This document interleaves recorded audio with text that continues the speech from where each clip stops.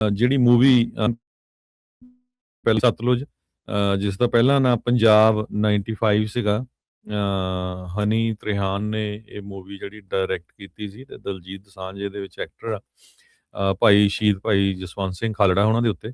ਸੋ 3-4 ਸਾਲ ਉਹ ਲੜਦੇ ਰਹੇ ਸੈਂਟਰਲ ਬੋਰਡ ਜਿਹੜਾ ਫਿਲਮ ਸਰਟੀਫਿਕੇਟ ਆ ਉਹਨਾਂ ਦੇ ਨਾਲ, ਤੇ ਹੁੰਦੇ ਰਹੇ ਉਹਦੇ 'ਚ 120 ਕੱਟ ਵੀ ਕੀਤੇ ਗਏ, ਪਰ ਕੁਛ ਨਹੀਂ ਹੋਇਆ। ਅਲਟੀਮੇਟਲੀ ਉਹਨਾਂ ਨੇ ਡਿਜੀਟਲ ਰਾਊਟ ਜਿਹੜਾ ਫੜਿਆ।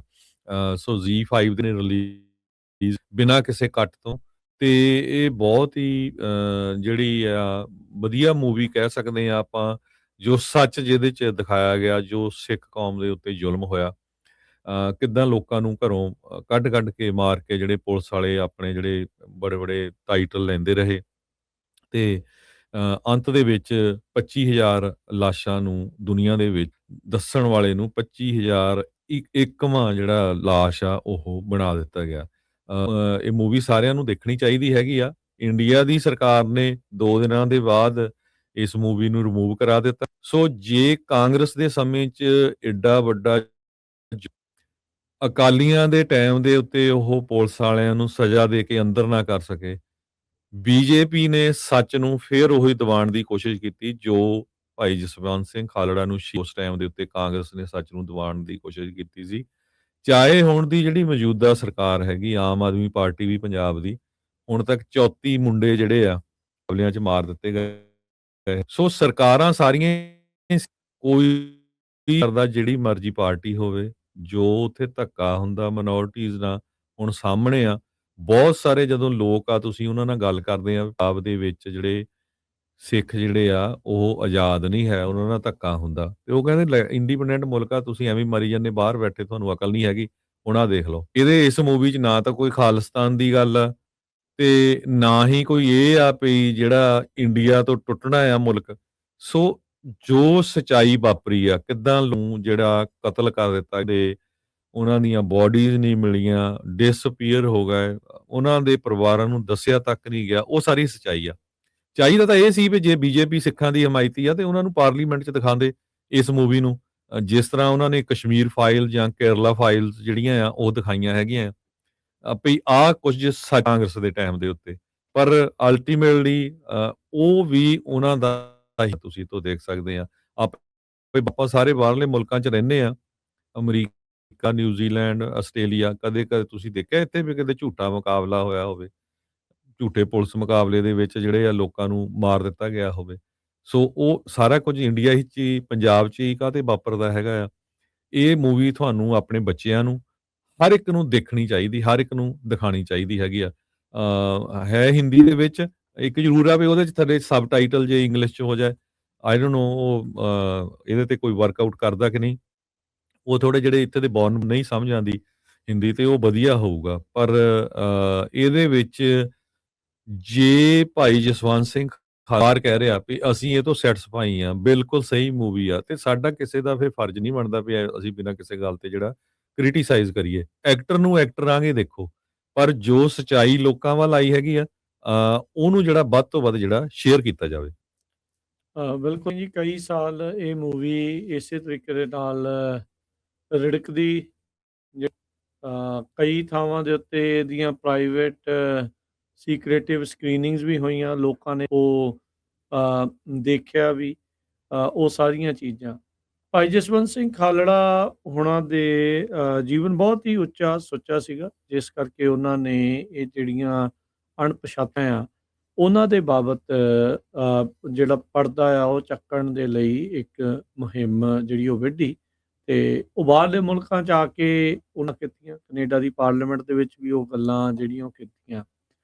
ਇੱਕ ਚੀਜ਼ ਦਾ ਜਿਹੜਾ ਹਰਜੋਤ ਸਿੰਘ ਜੀ ਅਫਸੋਸ ਕਹਿ ਸਕਦੇ ਉਹ ਰਹੂਗਾ ਵੀ ਇਹ ਗੱਲ ਹਜਮ ਹੋਣੀ ਬੜੀ ਔਖੀ ਲੱਗਦੀ ਆ ਵੀ ਇੱਦਾਂ ਜਦੋਂ ਉਹ ਕਹਿ ਦਿੰਦੇ ਨਾ ਵੀ ਜੇ ਮੂਵੀ ਸ਼ਾਇਦ ਇਹਨਾਂ ਬਾਰੇ ਪਤਾ ਨਹੀਂ ਲੱਗੂਗਾ ਵੀ ਲੋਕ ਕਿਉਂ ਸੁੱਤੇ ਰਹਿ ਜਾਂਦੇ ਆ, ਜਿਹੜੀ ਉਹ ਜਾਣਨ ਦੀ ਜਿਹੜੀ ਉਹ ਕੋਸ਼ਿਸ਼ ਕਰਦੇ ਵੀ ਤੁਹਾਡੀ ਧਰਤੀ ਦੇ ਉੱਤੇ ਇਹ ਸਾਰਾ ਕੁਝ ਵਾਪਰਿਆ, ਤੇ ਇਹ ਇਹਨਾਂ ਜਿੰਨਾ ਹਰਜੋਤ ਸਿੰਘ ਮੂਵੀ ਨੂੰ ਰਿਲੀਜ਼ ਕਰਾਉਣ ਦੇ ਲਈ ਜੇ ਲੱਗ ਰਿਹਾ ਆ, ਤੇ ਇਹੀ ਜ਼ੋਰ ਜੇ ਆਪਾਂ ਉਹ ਇਤਿਹਾਸ ਦੱਸਣ ਤੇ ਲਾਇਆ ਜਾਵੇ, ਉਹਨਾਂ ਲੋਕਾਂ ਦੇ ਉੱਤੇ ਜਿਹੜਾ ਫੋਕਸ ਕਿਉਂ ਨਹੀਂ ਜਿਹੜਾ ਉਹ ਕੀਤਾ ਜਾ ਰਿਹਾ, ਕਿਵੇਂ ਜਿਹੜੀ ਉਹ ਚੀਜ਼ ਨਾ ਹੋਊਗੀ।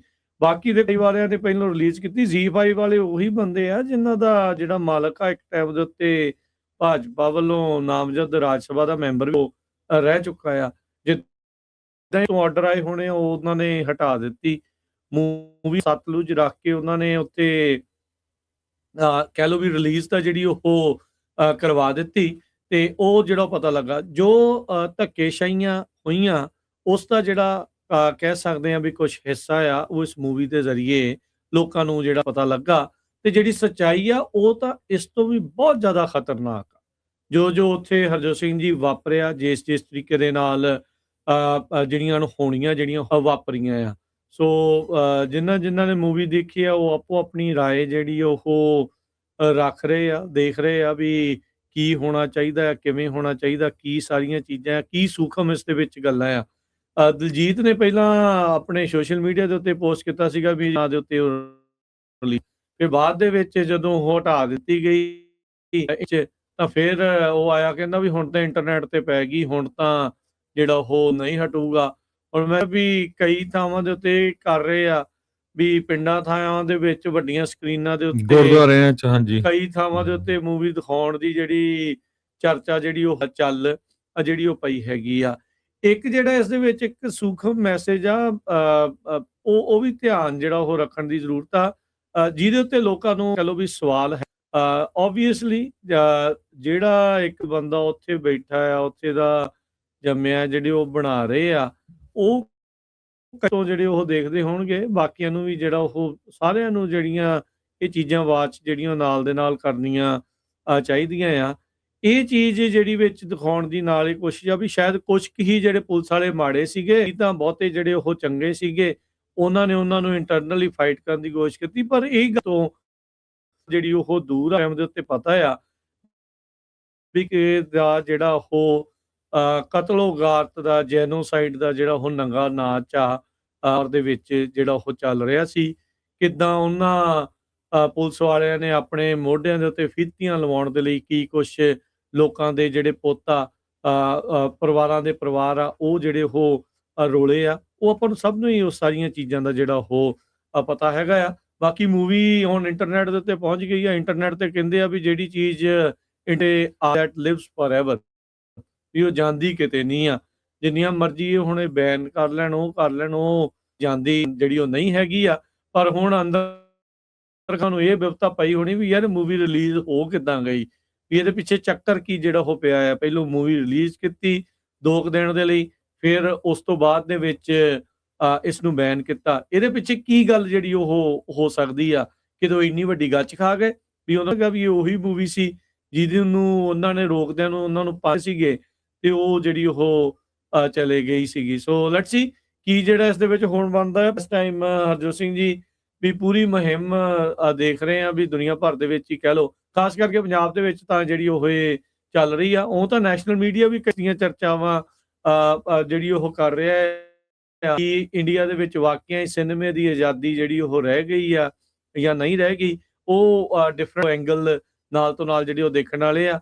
ਮੂਵੀ ਦੇ ਤੇ ਇੱਕ ਸਿਨੇਮੇ ਦੀ ਆਜ਼ਾਦੀ, ਦੋ ਵੱਖ ਜਿਹੜੀਆਂ ਉਹ ਬਣ ਕੇ ਸਾਹਮਣੇ ਜਿਹੜੀ ਪਰ ਸਰਕਾਰ ਜਿਸ ਦੇ ਵਿੱਚ ਨੰਗੀ ਹੁੰਦੀ ਹੋਵੇ, ਜਿਸ ਦੇ ਵਿੱਚ ਇਹਨਾਂ ਨੇ ਇਨਜਸਟਿਸ ਕੀਤਾ, ਉਹ ਚੀਜ਼ ਸਾਹਮਣੇ ਆਉਣ ਲੱਗਦੀ ਆ ਤਾਂ ਉਹਨਾਂ ਦੇ ਦੁਆਰਾ ਫਿਰ ਉਸ ਦਾ ਇਹ ਤਾਂ ਮੂਵੀ ਆ। ਹਰਜੋਤ ਸਿੰਘ ਜੀ ਜਿਹੜੇ ਪਰ ਉੱਥੋਂ ਦੀ ਗਤੀ ਦੱਸਦੇ ਸੀ। ਮਿਡ ਡੇ ਮੀਲ ਵਾਲਾ ਇੱਕ ਯੂਪੀ ਦਾ ਪੱਤਰਕਾਰ ਸੀਗਾ, ਨੇ ਅੰਦਰ ਨਹੀਂ ਕਰਤਾ ਸੀਗਾ ਉਹ ਦਿਖਾਉਣ ਦੇ ਲਈ ਵੀ ਉੱਥੇ ਮਿਡ ਡੇ ਮੀਲ ਦੇ ਵਿੱਚ ਚੱਲ ਕੀ ਜਿਹੜਾ ਹੋ ਰਿਹਾ ਸੀਗਾ ਜੀ। ਸੋ ਇਹ ਉੱਥੋਂ ਦੇ ਸਰਕਾਰ ਦਾ ਪਰਦਾਫਾਸ਼ ਜਿਹੜੀਆਂ ਹਰਜੋਤ ਸਿੰਘ ਜੀ ਗੱਲਾਂ ਆ ਉਹ ਸਾਹਮਣੇ ਹੀ ਆ ਵੀ ਉਹ ਉਸ ਨੂੰ ਉਹਨਾਂ ਨੇ ਉੱਥੋਂ ਦੀ ਸਰਕਾਰ ਨੇ, ਸਟੇਟ ਨੇ ਰੋਕਣਾ ਜਿਹੜੀ ਵੀ ਸਰਕਾਰ ਕਿਸੇ ਵੀ ਪਾਰਟੀ ਦੀ ਆ ਜਾਵੇ, ਜਿਹੜੀ ਸਟੇਟ ਆ, ਜਿਹੜੀ ਬਿਊਰੋਕ੍ਰੇਸੀ ਆ, ਉਹਨਾਂ ਨੂੰ ਸਿਰਫ ਇਹੀ ਚੀਜ਼ ਹੁੰਦੀ ਆ ਅਸੀਂ ਆਪਣੇ ਆਪ ਨੂੰ ਕੱਜ ਰੱਖਣਾ, ਆਪਣੇ ਆਪ ਨੂੰ ਬਚਾ ਕੇ ਕਿੱਦਾਂ ਰੱਖਣਾ ਆ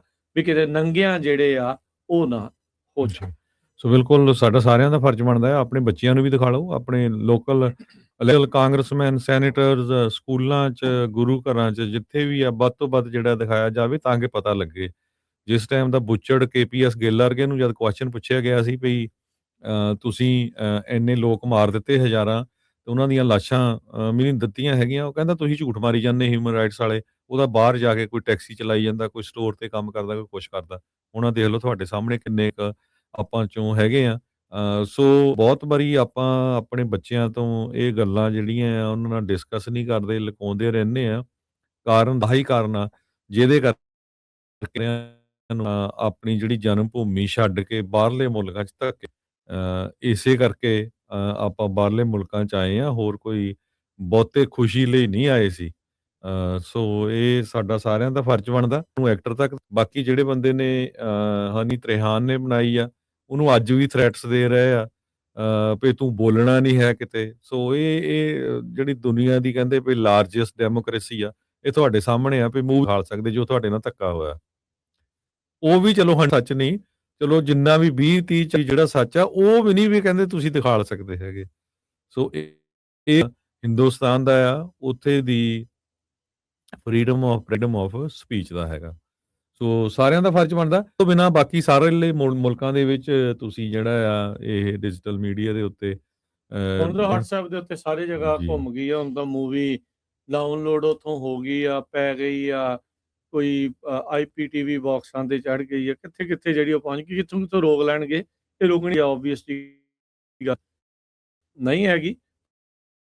ਪਰ ਇਹ ਵੀ ਗੱਲ ਆ ਵੀ ਅਗਲਿਆਂ ਨੇ ਲੰਮਾ ਸਮਾਂ ਜਿਹੜਾ ਉਹ ਲਾ ਕੇ ਮੂਵੀ ਨੂੰ ਰਿਲੀਜ਼ ਕਰਨ ਦੇ ਲਈ ਰੌਲਾ ਪਾਇਆ। ਬੜੇ ਚੁੱਪ-ਚੁਪੀਤੇ ਬੜਾ ਸੀਕ੍ਰੇਟਿਵ ਜੀ। ਡਿਜੀਟਲ ਡ੍ਰੌਪ ਸੀਗਾ। ਹਨੀ ਤ੍ਰਿਹਾਨ ਤੇ ਜਿਹੜਾ ਦਲਜੀਤ ਦੋਸਾਂਝ ਆ, ਉਹਨਾਂ ਨੇ ਮਿਲ-ਜੁਲ ਕੇ ਇਸ ਚੀਜ਼ ਨੂੰ ਜਿਹੜਾ ਉਹ ਕੀਤਾ।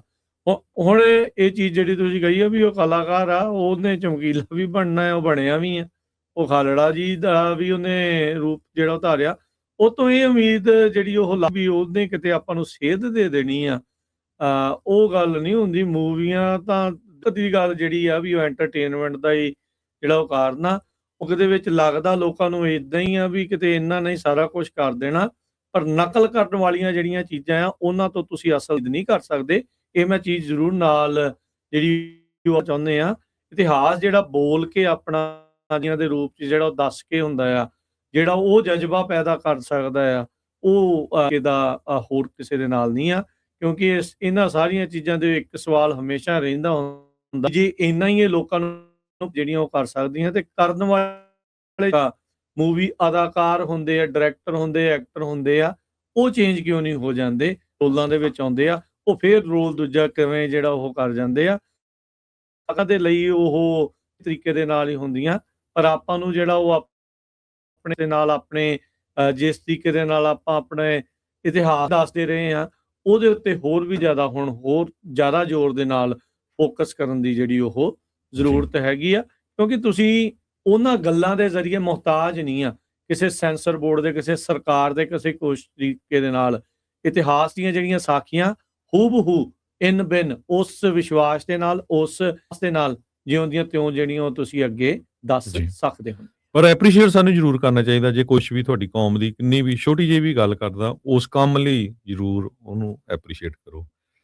ਤੇ ਆਪਾਂ ਦੇਖਦੇ ਹੀ ਹਾਂ ਬਹੁਤ ਐਕਟਰ ਹੈਗੇ ਦੁਨੀਆ 'ਚ, ਬਹੁਤ ਪੰਜਾਬੀ ਟੌਪ ਤੇ ਗਏ ਆ, ਕਿੰਨੇ ਕੁ ਜਿਹੜੀ ਗੱਲਬਾਤ ਕਰਦੇ ਹੈਗੇ। ਜਿੰਨੀ ਕੁ ਗੱਲ ਦੀ ਜ਼ਰੂਰ ਸ਼ੇਅਰ ਕਰੋ। ਠੀਕ ਹੈ ਜੀ।